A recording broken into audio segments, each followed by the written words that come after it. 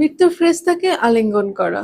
ব্যক্তিগত স্বাধীনতা অর্জনের চূড়ান্ত উপায় হলো মৃত্যু সংস্কারের জন্য নিজেকে প্রস্তুত করা, মৃত্যুকে নিজেদের শিক্ষক হিসেবে গ্রহণ করা। মৃত্যুর ফেরেশতা আমাদের যা শেখাতে পারে তা হচ্ছে কিভাবে সত্যিকারে বেঁচে থাকা যায়।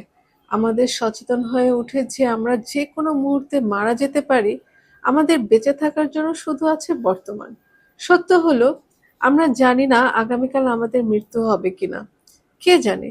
আমরা ধারণা করি যে ভবিষ্যতে আমাদের অনেকগুলো বছর আছে। সত্যি কি থাকে? আমরা যদি হাসপাতালে যাই আর ডাক্তার যদি আমাদেরকে বলে যে আমাদের বাঁচার আর ১ সপ্তাহ বাকি, তখন আমরা কি করব? আমরা আগেই বলেছি আমাদের ২ টা পছন্দ রয়েছে।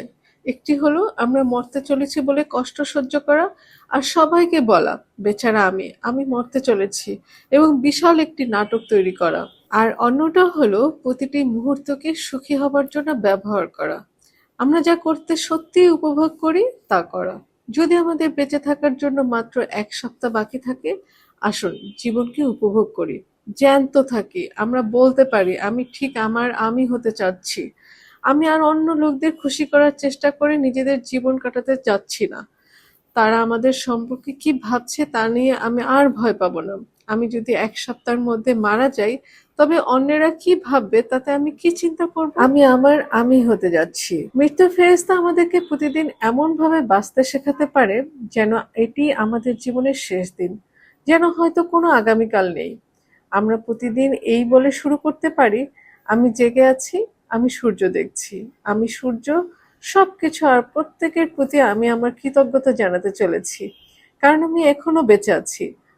আমি হবার জন্য আরো একটি দিন পেয়েছি। আমি জীবনকে এভাবেই দেখি। মৃত্যুর ফেরেশতা আমাকে তাই শিখিয়েছে একদম সুস্পষ্ট থাকতে এবং এটা জানা রাখতে বলেছে যে ভয় পাবার কিছু নেই। আর অবশ্যই আমি যাদের ভালোবাসি তাদের সঙ্গে ভালোবাসার সমেত আচরণ করি।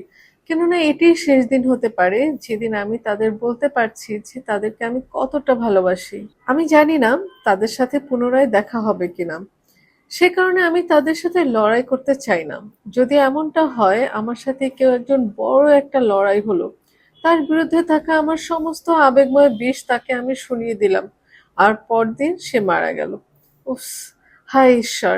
বিচারক আমাকে খুব বাজেভাবে আয়ত্তে পাবেন এবং আমি তাকে যেসব বলেছি সেসবের জন্য আমি নিজেকে অপরাধী মনে করব।